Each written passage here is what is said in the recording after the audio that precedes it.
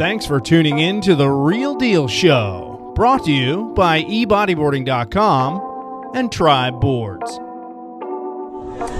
Hey folks, Jay Reale back at you with another episode of The Real Deal Show, and we are on location at Waco Surf in Waco, Texas. This is formerly known as BSR Surf Resort, and I took this opportunity to interview a guy that I've known for the better part of, 30 years maybe? Yeah. This is Simon Ramsey. Welcome, Simon. There, pal. Yeah. Right on. So, Simon, I got to tell you, this guy has a long history in the sport of bodyboarding. It goes way back to his roots in Newcastle, New South Wales, Australia. Is that where you were born and raised? Yes, born and raised. Born and raised Newcastle bodyboarder from it's since been a long line of really, really top-level bodyboarders out of Newcastle.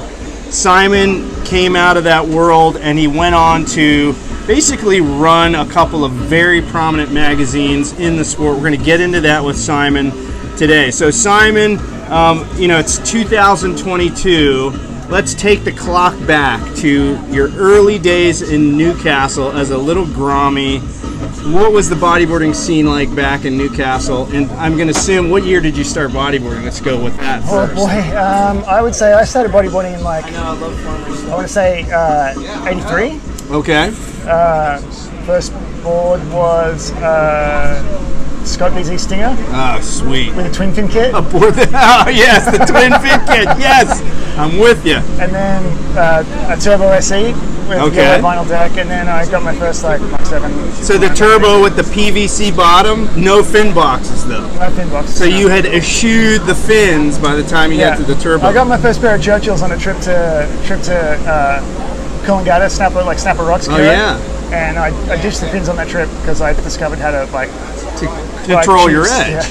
Hold your edge. So, okay, so you were kind of an early proponent of the drop knee stance. You kind of got into drop knee riding early on, right? Yep.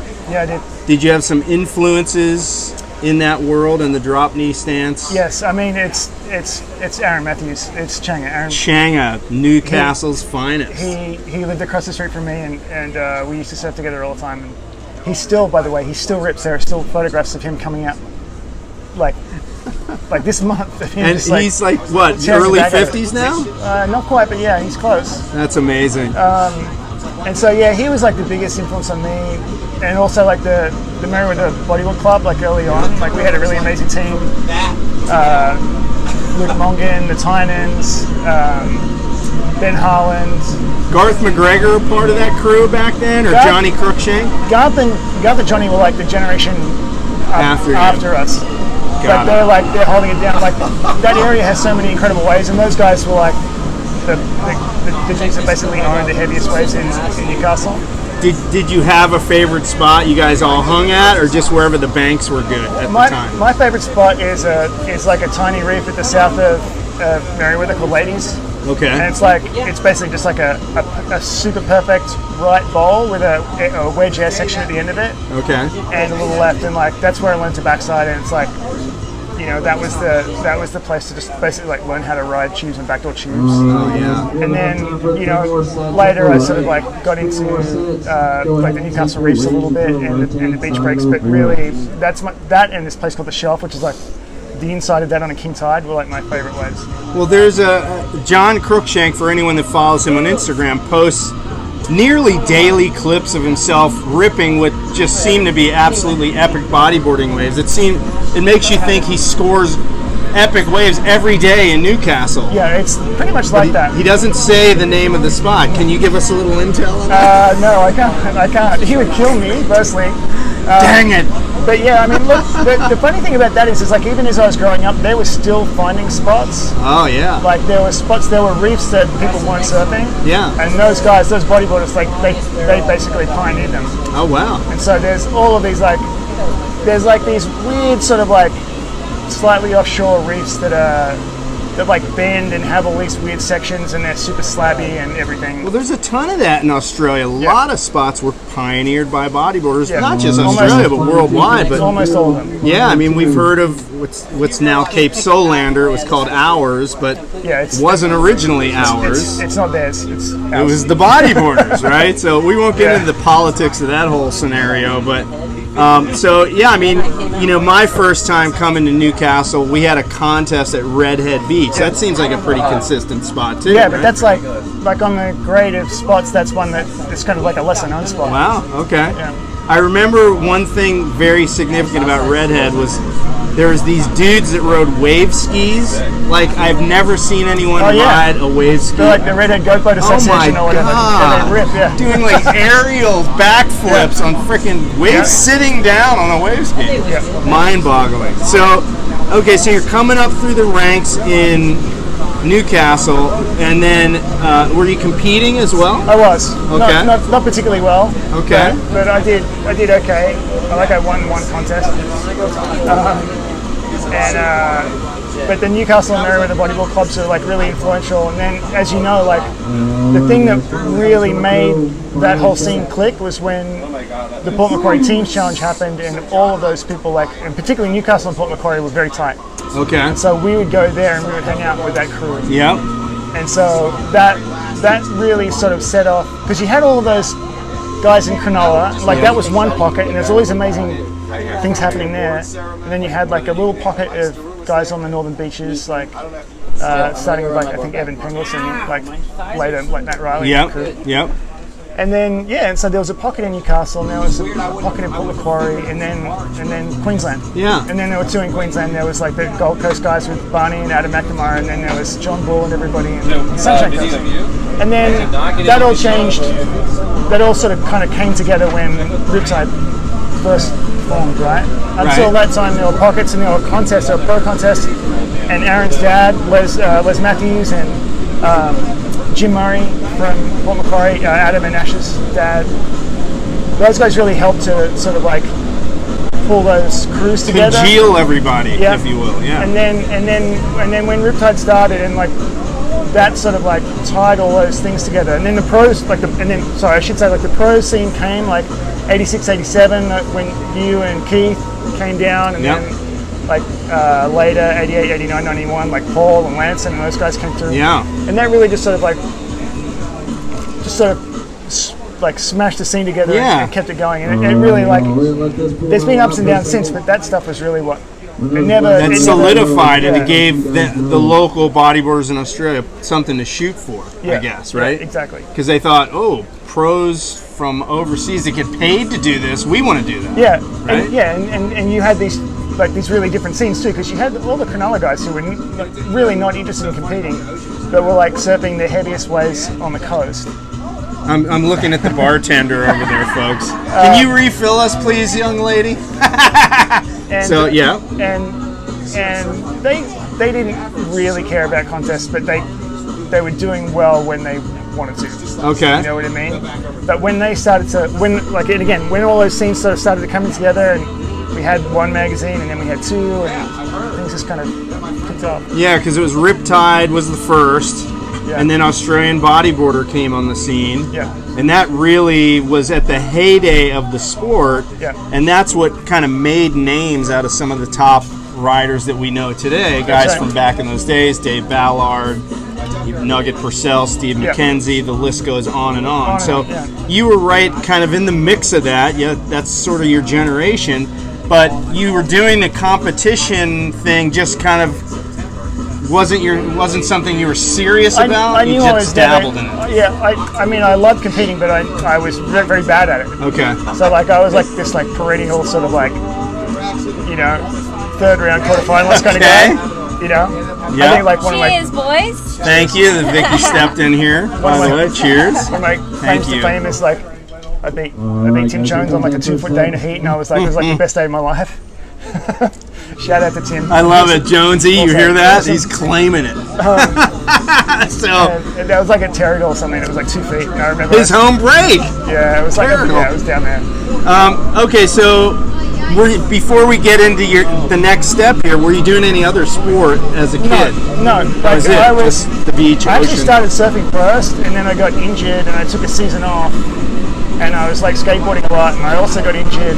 Oh wow! And then I was just like, and I'd been bodyboarding on and off, and then it started clicking for me, and that was the thing.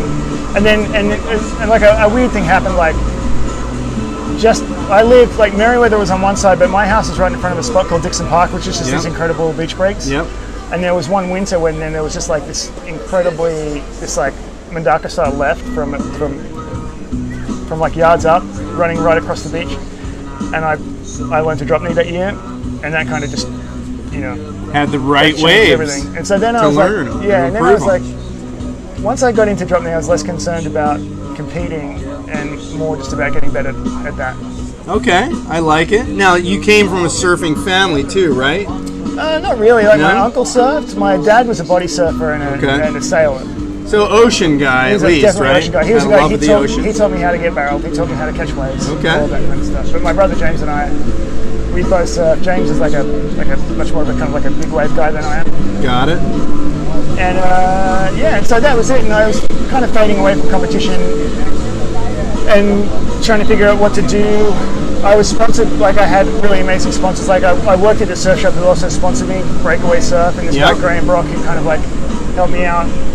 And I took a year off university, and he said you can manage the store. And I was like basically doing all the bodyboarding ordering and setting all that stuff up for him.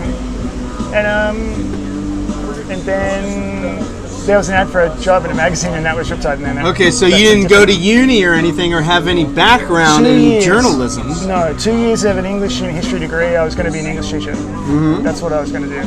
And that was at Newcastle Uni? And that was Newcastle University, yeah. And my life changed when I applied for that job. So you saw an ad in the magazine? Yeah. In Riptide, Riptide was really early. This is like, I want to say like maybe 4 or 5 issues in. Was this when Mike Perry was the editor? He was the founder. Mike Perry was the editor, and Derek Reale, who's now a very well-known surf journalist / notorious surf journalist. He's a wonderful man. And those guys are doing a great job. And Peter Morrison, who ran Morrison Media at the time, he was overseeing everything. And so they needed a full-time editor, and they were looking for one, and I ended up... You jumped in? Yeah, I didn't expect to get the job. I thought for the first year, I literally thought that they'd hired the wrong person. Did they have to have you submit writing samples? Or anything? I did. Okay. So they vetted you somewhat. I did an interview, and they said, "Can you send us a piece of writing?" And so I did a piece of writing, which was a profile on Aaron Matthews and Dave Appleby together. Oh, wow! Which was in a quite sort of cringe, like looking back, slightly cringy now, but it was called Sponges with Attitude, and the whole idea was, because I was very much into rap at the time, was just the difference between like what was going on on one level, and then there were guys like Aaron and Dave who were just very much like not really concerned with contest results or being good boys. I think it's probably okay, because Riptide did, and maybe it was you that wrote it, Spy versus Spy. There was a feature with me and Nugget. Yes, because we're so polar opposite. That's right, I did. Yeah. Was that you that wrote that? So yeah, that's kind of the same vibe I'm getting off of what you're talking about. Yeah. Yeah. Okay. And it was like, so you moved up to Queensland to do that job. Right? Yeah. And early heads. Yeah, moved up. Derek Reale let me rent a room in his building. Mm-hmm. And we've been friends ever since. And he went on to do amazing stuff. And and so the guys at Morrison Media and the girls there, they taught me everything about putting together a magazine from A to Z, basically. And so like the early days was hilarious. It's like you tell people this now, and it's like it's hard to fathom. So someone in the BBC, they posted some pictures of the big fat book of filthy photos. I think it's like one of the photo annuals.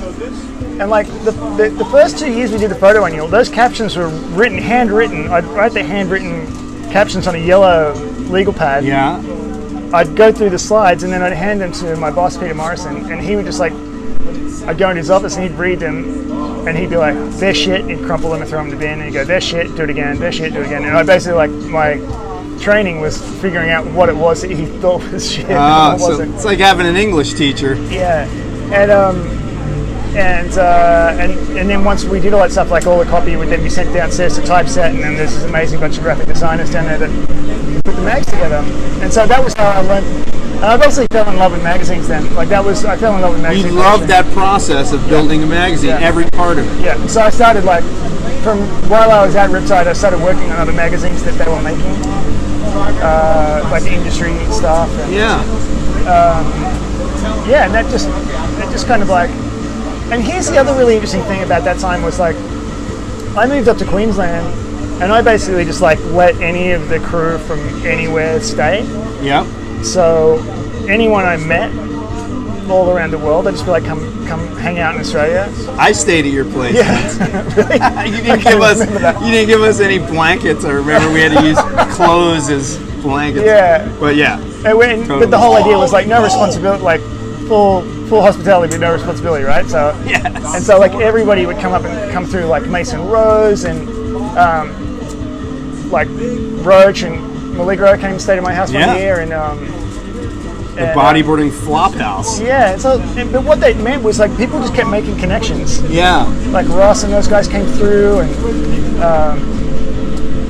Dean Seppings. Wow. Oh yeah. All these who's who of bodyboarders at that time in the '90s. Is what you're talking about. And I remember in '92. I can't remember who was there. I remember one year Roach came through and he caught a cyclone swell at Kira, and it was just it was amazing just to be there and see those guys take those places apart. So you did that for how many years? You worked for Riptide, I worked for Riptide for 6 years. Okay. It's only 6 years. Looking back, it seemed longer, but only 6 years, from 91 to 97. And then what changed? Why did that end? I was looking for other things to, not really looking, but I was open to other things to do. Okay, so you were I've been here, done this. Yeah. What else is out there? And then, and I'd hired a guy, Nick Long, who went on to edit the magazine, who's, again, one of my best friends. And I got a call from Bob Mignona at Surfing Magazine in California, and I'd been a huge fan of the magazine since issue 1, since the first time I could get hold of it, right? And we used to just sort of take that apart, and a lot of what influenced Riptide was taking the things that we liked about that and putting our own spin on it, right? Yeah. And he was we'd like someone to come to California and work on the mag. Would you be interested in doing it? And I was just when someone asks you a question like that, you don't say no, Okay, so you were window of opportunity has opened, I'm diving through it. Yep. And didn't even second guess it. Because you were ready to do something different. Oh yeah, and I was also curious about living somewhere else and trying something else, I had no idea. I just knew that I'd kick myself in the head and take it. Yeah. So I moved to San Clemente, California in I want to say late 96, late 96 maybe, late 97. My years are slightly off at this point. Sure, you get the idea. And then I moved there, and that was a really interesting time and kind of crazy. And Was it tough moving to another country? I mean, I know that our cultures are similar, not same, but similar. Obviously, the language is no problem, but was it a bit of a culture shock for you to move? Yeah, it was a culture shock. Yeah, you guys drive big cars for no good reason, and eat too much food. And, hard to find meat pies. It's funny because Bob wasn't paying me a ton of money when I first started, so and then I remember to try and save money. One of the first weeks I was in California, I tried to live off the 99-cent tacos at the local Taco Bell. Oh my God. I got really sick. Oh my God, yes. As anyone would, trying to live off the tacos at Taco Bell. Sorry, Taco Bell. I have a good friend who's an executive there, sorry. No, Taco Bell's great, trust me. In moderation, everything in moderation. So it was a bit of a culture shock, and it's moving countries, anytime you move countries, it's weird because even if you have friends there, you're still kind of by yourself. You're a long way from your family or whatever, and that was tough. But I made a lot of really good friends there. Okay. And I had a really interesting and challenging job. I was the associate publisher of bodyboarding, so I wasn't just writing I was more there to run the magazine, like corral all the freelancers and everyone, work with the graphic designers on making sure the magazine looked a certain way, work with the photographers, and then, but also try and sell ads. Oh, that would have been challenging, right? And that was really interesting because like all the bodyboarding companies are great. Like I remember like my first meetings with, because I was terrible at selling ads. I don't mind saying it now. Because you're not pushy. No, I'm not pushy now. And I remember like Dave Cuniff actually telling me like, you know, you're not doing this right. Oh, like wow. I was like, oh, you can just have a page. Like I was like giving him free pages. Oh, yeah. But I think you actually sold us our first ad at zbodyboarding.com. Yep. Yeah. I think you were the guy. Probably at a discount. Yeah, probably. 1999 that was. And those are awesome times, right? Because like having you guys come up and do that, like felt like a turning point, at least for me. And then, but I also had to deal with the rest of the surfing industry, and the surfing industry just in America just had such a different attitude to bodyboarding than even the people I knew in Australia. Sure, from the same companies in Australia. From the same companies, but completely different attitudes. Well, that time, which is, you know, we're talking late 90s, things had changed dramatically in terms of the view of the surfing industry and bodyboarding. And in the late 80s, they all wanted a piece of it. Oh, this is growing, exploding, these are potential customers. By the late 90s, it was 180-degree flip. Yeah. We don't want anything we don't want to be associated with bodyboarding. We don't want anything to do with it. And you were right in the heat of that. And I was really, and it's so like there was a lot of tough meetings for me, talking to people at those places at the time. Yeah.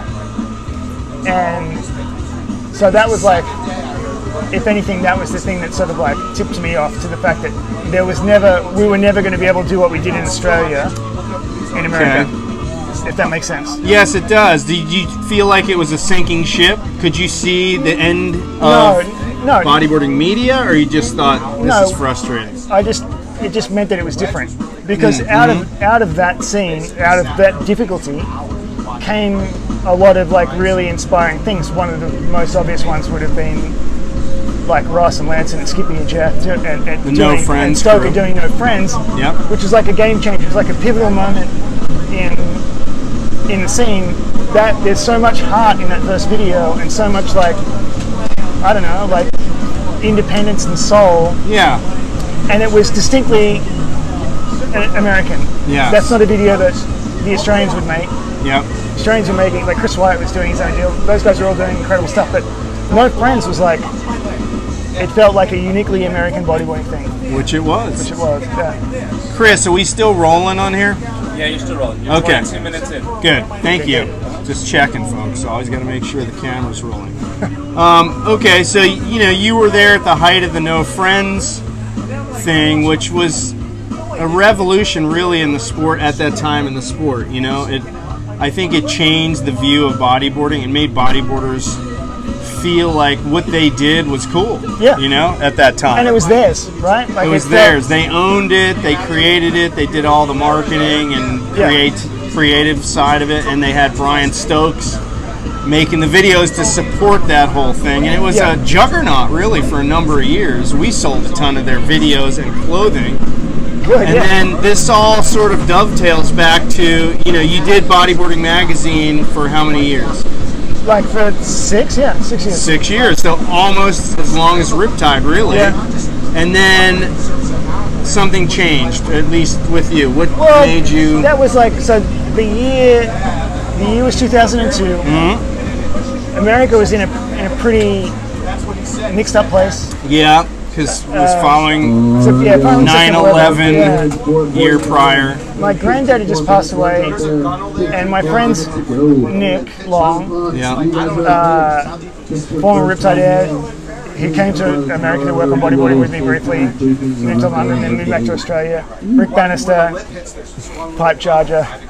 One of my best friends, a Port Macquarie guy, and who'd also edited Riptide. And Jethro Lyons, who'd also edited Riptide, they'd all moved to Bondi. Oh.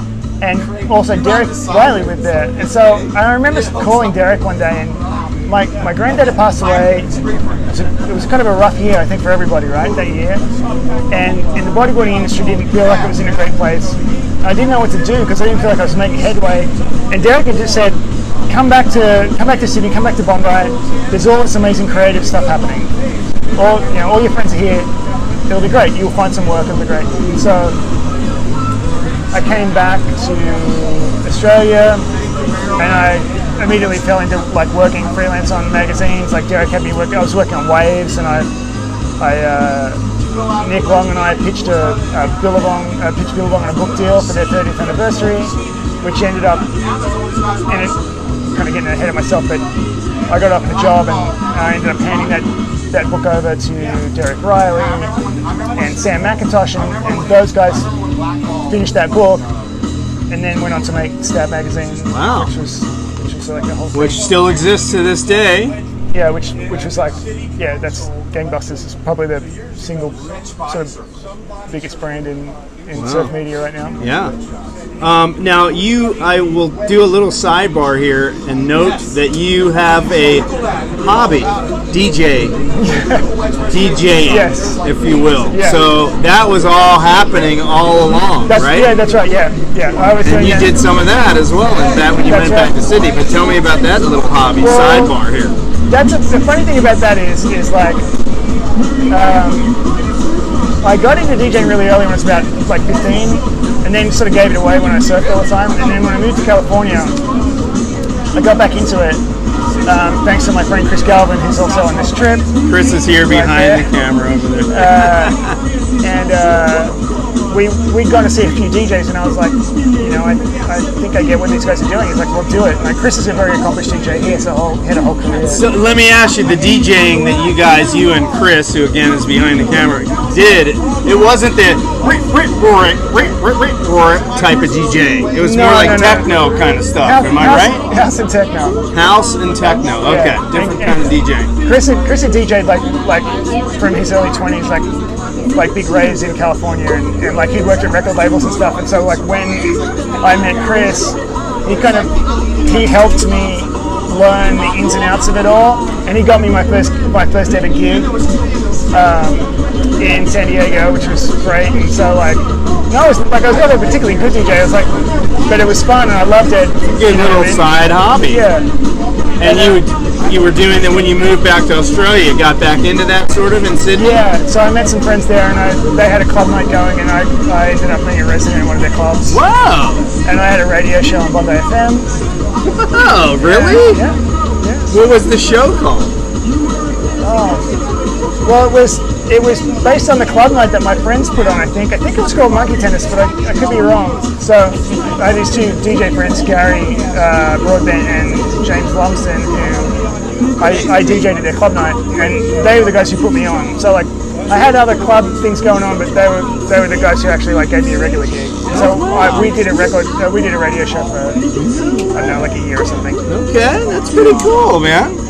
So you were doing that in Sydney, and then we're doing freelance work for different magazines, a lot of surf-related magazines, surf-adjacent magazines. So and you did that for how many years? Not even a year. Actually, The funny thing is, it wasn't even a year. So like, I got back to Newcastle in September 22. Went down to Bondi, and for like the next year, it was just like working like mad. Some other friends of mine started a magazine called Monster Children. I helped on that. What kind of magazine is that? Monster Children was like I want to say it's like heavily influenced by Lowdown. It was like a magazine out of Europe, which was like surf and skate and like snow and culture. Okay. And like music and art and everything and the whole thing. Yep. Which is still running to this day. Sort of pre-hipster hipster. I wouldn't want to. Wouldn't want to label it. You can go back and read what we wrote at the time, and you can say. But fair enough. And toward the latter part of that, I also helped.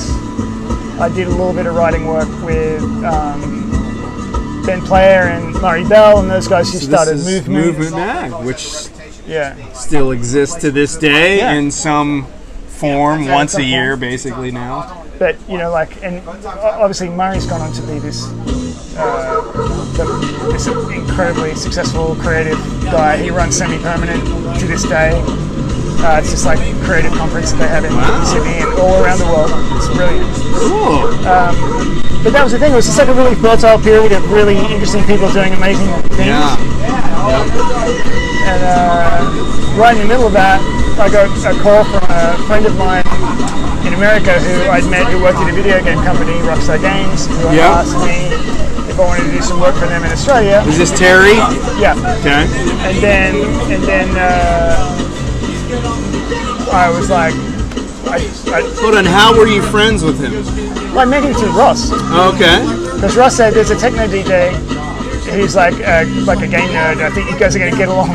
So it's the techno, the DJ thing brought you together with him. And he's a bodyboarder, yes. Yeah. And he was like, you guys get along like a house on fire. So, you know, he came to California in, I want to say, 2001. And I said, if you're coming, I'll take you surfing, and we just met up.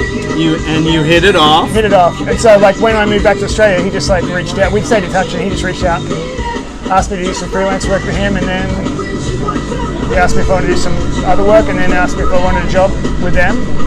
And I've been working for Rockstar ever since. I mean, it's like that's the short version. So when he offered you that job, did he say, "But you're going to have to move to New York City"? No, because I was working in Australia for 6 years. Oh, so you're just basically remotely working at that time? No. So I started out for Rockstar in Australia. You were working. So I see. I had a job in Australia working for Rockstar. Actually, it started as Rockstar's parent company, Take-Two. I was like a PR manager for them for 3 years, and then I helped open up Rockstar's first office in Sydney, and I worked there. Right. And then in 2008, they asked me to move to America, and I moved back to America, but this time to New York. And they wanted you to work for them in New York, and you've been there since 2008. Since January 2009, yeah. Oh my gosh, that's a long time. So that's 13 years you've been in New York. Yeah, and the funniest part about that is I remember the first time I ever went to New York was in 2003, and I loved the place so much. And I remember thinking, if this place has waves, I could live here, but it's a big city, so I don't want to live in a big city, but like I love it. It's a shame that there's no surf. And then I found out from another friend of mine, Sonny Sisto, who, you know, rest in peace, Sonny, who is a graphic designer at BodyBoarding Magazines. Designed a lot of our ads too for e-bodyboarding. That there were waves in New York as well. So, within reach. So, and that was like, that was the slam dunk. Don't come to New York, the waves are terrible. And so that was kind of like a game changer for me, and so I moved there, and yeah. So you didn't even hesitate. You were like, I'm all about New York City. This place is me. Yeah. I like the music scene. I like the hustle and bustle of the biggest city in the United States of America. That's basically it. Yeah. Literally has everything you could ever want, culturally speaking. Yeah. But we mentioned culture shock when you moved to California. Culture shock moving to New York City is a whole nother level, man. From a guy that grew up in Newcastle, New South Wales, Australia. But it definitely suited me as a person because you can go out to like the best rock show of your life, right? And then you go to the opera, and then you can go to the Met and see like this incredible Egyptian exhibit or like samurai armor or whatever, and then you can be at a Bavarian trance bar at 2 a.m. with a bunch of like Russian mobsters. A Bavarian trance bar. Wow. No, not trance. Oh, trance. Sorry. That's something very different. I wouldn't be surprised if there was. Okay. You know what I mean? So like, there's all of these different things that you could do. Yes. It's a cultural melting pot. For the way that my brain works, that was just like everything is there. This is where I was meant to be. Yeah, is what you felt like. And I just love it. You assimilated immediately. Yeah, and it's so funny because people make fun of like all the blow-ins moving to a place like New York and saying, oh, they're New Yorkers, but it's like, it's very true. Like, you live there for 2 years and you're like, yeah. I'm from here. I'm a New Yorker. Yeah, have you picked up the accent? No. Hey, you freaking guy, hey! I'm walking here. I'm walking over here. What are you talking about? So, okay, so you live in Brooklyn now, right? 3 more sets coming through in this and you, the different boroughs, go ahead and is there a huge difference between the different boroughs? 5 o'clock. In New York, you have Queens and Brooklyn and Manhattan and so forth. Yes, there is. We'll be out there helping you I want to say If you have not surfed with like us, Brooklyn is like the most gentrified, the most hipster. Okay. Before the session. Manhattan is the most cosmopolitan. Got it. 4 sets And like, out there, final 3. You know, I don't know a ton about Bronx and Queens. Yeah. And I don't know anything about Staten Island except Yeah. that people make fun of it. But like Bronx and Queens are kind of cool. Like got lots of friends from those places. Yeah. I lived in Manhattan for a year and then I moved out to Williamsburg in Brooklyn and I've been there ever since. And you love it? I love it. Okay, so you mentioned there's surf in New York. How often do you get to the beach in New York? I want to say like only between like from May and October. I'm like a fair weather surfer. Got it. It does get, in all fairness, brutally cold in the winter in New York. Most of us know. Yeah, and so I'll surf like through the summertime and into fall, it's late weekend into the fall. Yeah. And like the later you get, the better the waves are. From like September to November, like the waves in New York are amazing. Yeah. Actually, no, they're not. They're terrible. Don't come. I think I said that. What's your spot that you go to most, or do you not want to name No, it? I like just the spots around Long Beach because like particularly like in the fall, if you're a bodyboarder, like there's a bunch of like really hard packed sand bottom, A-framing waves, like very fine grained sand on most every jetty of the beaches in the Northeast. And and Jason Bitzer will kill me for this, but it's even better in Jersey. So everybody go to Jersey. Hear that, Jason? The waves. But you live in Hawaii, Jason. You don't care. Yeah, the waves are pumping there. Like Jersey has incredible waves. It's holding. It's just you got to live there to get it because it's fleeting. Yeah. Let's face it. Yes, it's definitely. It'll be maybe even half a day. It'll be good, and then it's gone. Right. Yeah. So. So you're now an East Coast bodyboarder, a fair weather bodyboarder, admittedly, but yeah, I mean, are you okay with the winters in New York? You don't mind the frigid weather in the winter? You pretty much assimilate. It's fine. I just like. You've been there I 13 years. Yeah. I love waking up, and it's like snow everywhere. Yeah. And it's quiet, and everything looks beautiful. And it's like it only looks beautiful for like 12 to 15 Till it turns to hours. slush, dirty so slush. It's like covering up all the dog crap and everything. Yes. It's I love it. Like my girlfriend and I have an apartment there in Williamsburg, and it's like, Williamsburg is a really fascinating place on its own. Just Well, we mentioned cultural melting pot. I suppose that that's another area of New York that's pretty much that. You mentioned all the opportunities for music and culture and museums and pretty much anything you want to do is within reach in New York. Yeah, that's the thing. Yeah, it's pretty awesome, and it's so different than where you grew up. So it must be still very stimulating for you to But my mom live loves in that it. environment. My mom comes out every year she can. She's like, she loves it. Because it's like there's bookshops everywhere. Yeah. It's like Simon Ramsey, Reale. What did they say? Turn in your rentals. Oh yes. Oops, sorry. I'll get my wife to take care of that. But I wanted to mention. They're telling us to return our rental. By the way, we're at the Texas Tube Tour 2022 right now. We're finished for the day, but they're asking us to turn in our rental boards. We had some surfboards we borrowed, which will hopefully somebody can do that for us. But so your mom comes out. Now, one thing that was very interesting to me, you mentioned COVID. Obviously, COVID impacted New York City more than any city in the United States. And one thing that really was interesting to me was that you mentioned that there was a lot of solidarity amongst the people that lived in New York City. Most people from outside the city think it's every man for themselves, everyone's yelling at each other, you claw over each other to get ahead. But you said there were days, like at the end of the day, when all the residents would hang out the window and bang pots together as a thank you to the healthcare workers. And the service workers. And everybody sort of felt like they were together, even though it was sort of post-apocalyptic Armageddon with all the COVID deaths that New York experienced.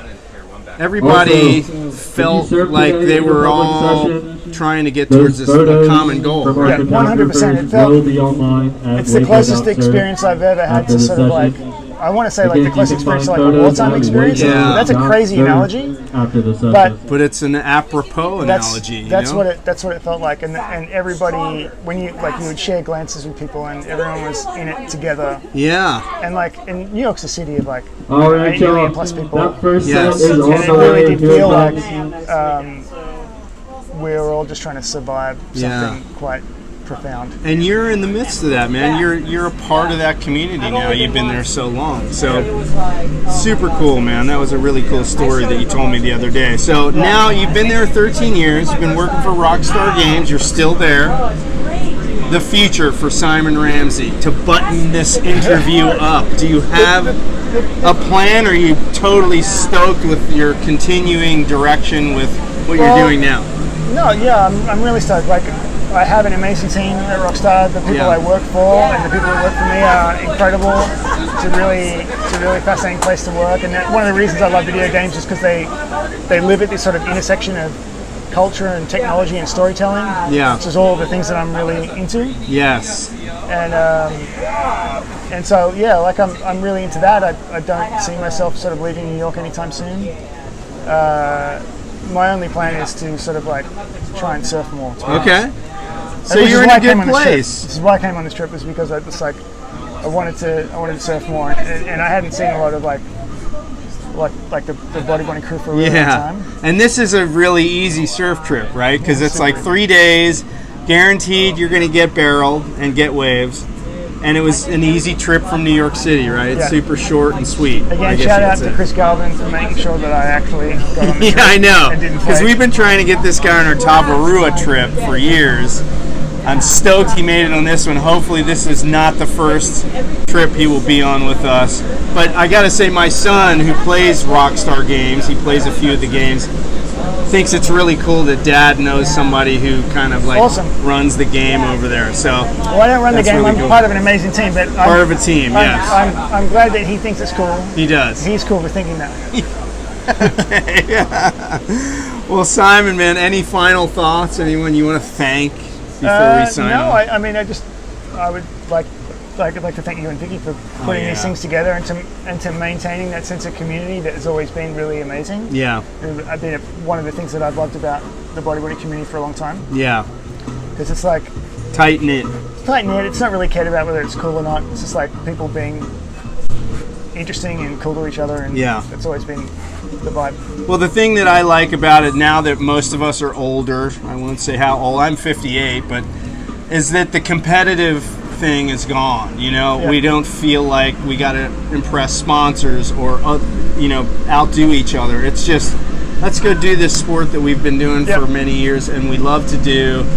If you fall on a wave, no big deal. We're having fun. No competitive vibe at all. So we're stoked you were able to participate. And Simon, man, we hope to see you on future trips. Thanks for taking the time to interview, man. Thank you for having me. We're stoked. We've known each other for what, I don't know, 30 years maybe? I didn't even tell a story about the fact that I stayed at Vicky's place. It's like yeah, mention that. Sidebar. Okay, sidebar is, so my first trip ever to the Port Macquarie Team Challenge, I was billeted out to Vicky and her brother Pete Gleason, their house. So I met Vicky. I literally met Vicky when she was like, I would say 12. Yeah, man, before I did. So he was trying to stick his claws into her. God, no. I was terrified because they had these like these giant bears in their house or whatever, like stuffed animals. Oh yeah. Yeah, I was freaked out. But so very familiar. Literally, the Gleasons were the family that took me in. First family I ever met in Port Macquarie. So he's known Vicky much longer than he's known me, and it's just, we're stoked.